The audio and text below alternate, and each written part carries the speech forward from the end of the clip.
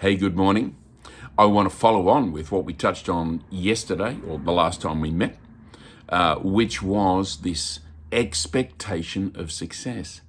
How you can build that. You build that by being a person of hope. When you have hope, you have an expectation of success, and that holds you, that expectation holds you solid in your emotions, not blown around by whatever the news is saying.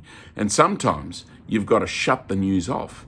You know, all this talk at the moment about fake news and this and that, there are ideas being thrust into the community by the media and others that have little or no regard for the truth, or else they are coming to assumptions based on maybe the fear they have in their own hearts, rather than being able to accurately and objectively look at facts or what the numbers are like at the moment.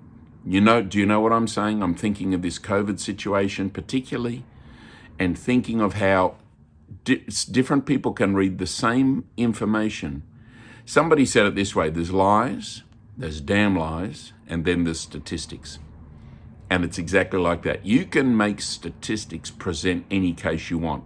And it's not the statistics that are wrong, it's whatever is in your heart. That's why our leadership in this nation and your Christian leaders need prayer. Now, let me finish this point though. Here it is. Listen, this hope is a strong and trustworthy anchor for our souls. It leads us through the curtain into God's inner sanctuary. Have you ever thought that? God's inner sanctuary is in his presence.